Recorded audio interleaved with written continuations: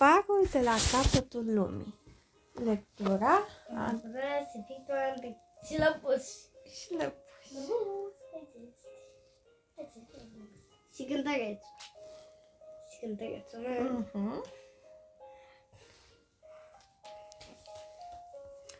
În țara mea există un far vechi și părăsit care se înalță pe o stâncă. În zilele cu furtună, valurile sunt atât de puternice încât îl fac să se legene ca o barcă. I-am reaprins luminile și, în scurtă vreme, el a devenit refugiul tuturor animalelor care au scăpat de cruzimea oamenilor. Aici, ele își recapătă puterile înainte de a-și continua călătoria. Așa am devenit paznicul farului de la capătul lumii. Ca să fie animal. Da.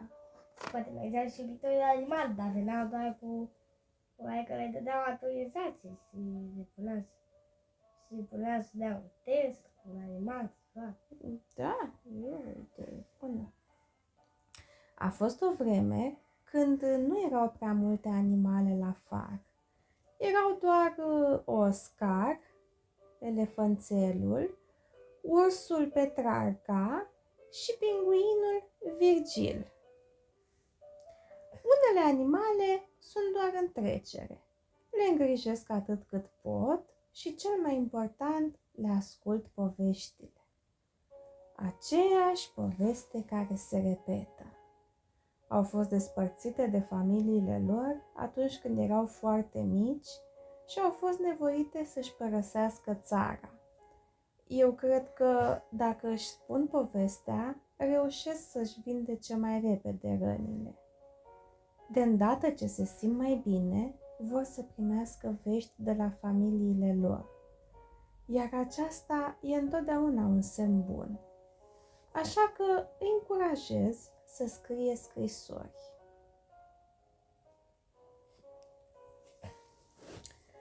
Povestea pe care am să vă spun acum este despre un câine. De ce am ales povestea asta? Pentru că m-am gândit mult la ea în ultimele zile. Câinele a venit la far în luna februarie, într-o zi cu furtună. Era într-o stare jalnică, șchiopăta cu piciorul stâng. Se purta într-un fel ciudat. Își petrecea mai tot timpul stând culcat lângă foc.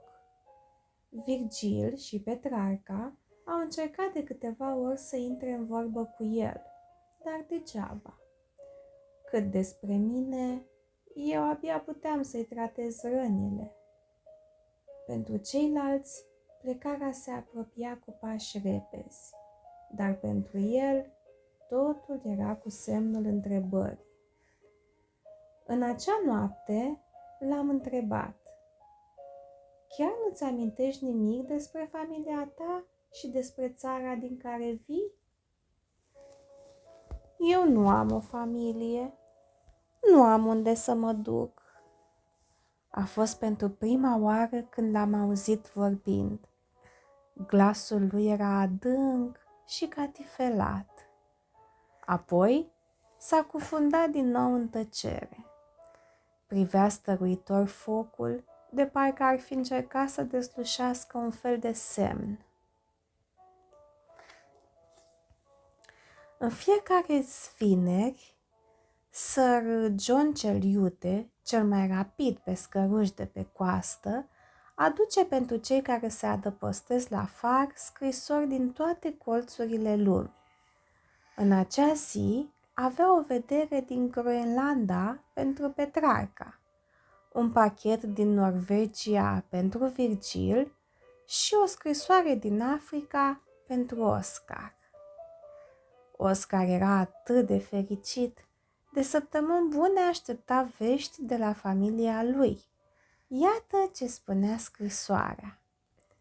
Micuțul meu Oscar, ce bucurie că trăiești! Am suferit îngrozitor când am aflat că ai fost răpit. întoarce-te repede acasă. Mami, tati, mătușa Luiza, Zaza și Filip. P.S. În scrisoarea ta este un cuvânt pe care nu-l cunoaștem. Cușcă. E un fel de copac? Nu știau ce înseamnă cușcă. După câteva zile, am dat o mare petrecere de adio pentru Oscar. Se întorcea în Africa. Atmosfera de la far era extraordinară. Un amestec de muzică, râsete și povești. Oscar le-a cântat prietenilor lui de la far pentru ultima dată. Cu toții ne-am născut undeva în lume. Asemenea unui copac, am rădăcini undeva în Africa. La revedere, Oscar acrobat! La circul Xaglione voi merge să-mi găsesc rădăcinile undeva în Africa. Toată lumea era fericită, chiar dacă știam cu toții că probabil nu-l vom revedea niciodată.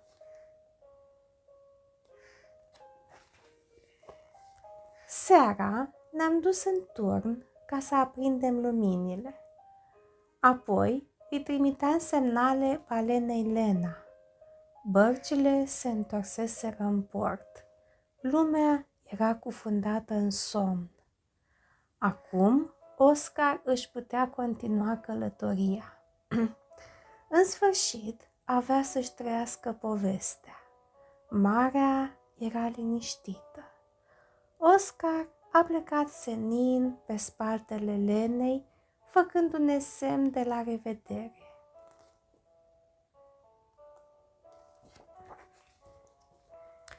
În acea noapte, câinele ne-a trezit pe toți. S-a urcat până în vârful turnului și a început să urle la lună. Unde este familia mea? Unde este țara mea? De ce nu pot să-mi amintesc nimic? A fost nevoie de mult calm și răbdare ca să-l convingem să coboare de acolo. Ne era frică să nu se arunce în ocean.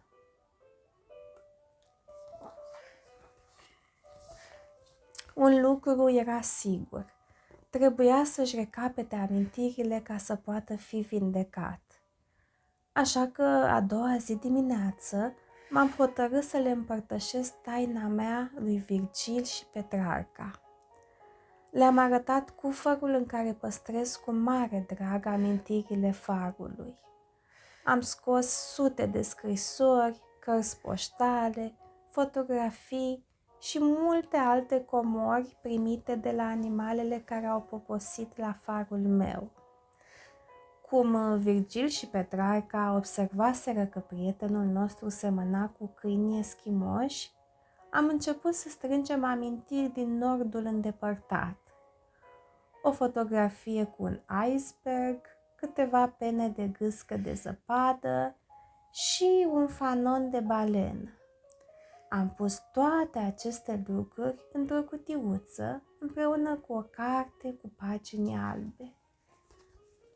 Atunci când câinele a primit cadoul nostru, a rămas tăcut ca de obicei, dar părea foarte emoționat.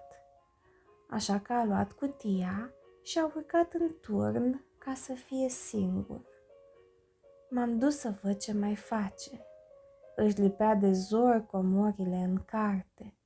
Pagină cu pagină își făcea o carte cu amintiri.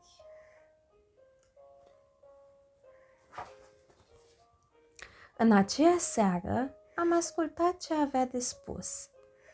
Parcă nu se mai oprea din povestit. Acum înțeleg de ce nu puteam să sufăr acel apartament. Pur și simplu mă sufocam în el, mereu singur. Mi-era dor de haită. Noaptea trecută am visat-o pe mama. Stătea în picioare, cu urechile ciulite și mă privea. Acum îmi amintesc. Numele ei este Mișca. În limba eschimoșilor, asta înseamnă stea.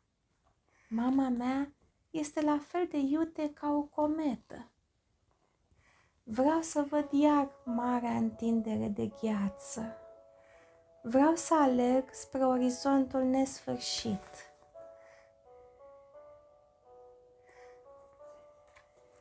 O săptămână mai târziu, câinele a plecat. Am așteptat multă vreme să primesc vești de la el. Apoi, într-o seară de vară, marea era liniștită și soarele de-abia asfințise, când Sir John cel iute a coborât în zbor la picioarele farului. Îmi adusese o carte poștală. Sunt foarte fericit că mi-am regăsit familia. Nordul îndepărtat este atât de frumos, mult mai frumos decât l-am visat. Ce mai știi de Oscar, Virgil și Petrarca? Satco, pentru pasnicul farului. El era cățelul. Lupi. M-am bucurat să aflu că numele lui era Sadko.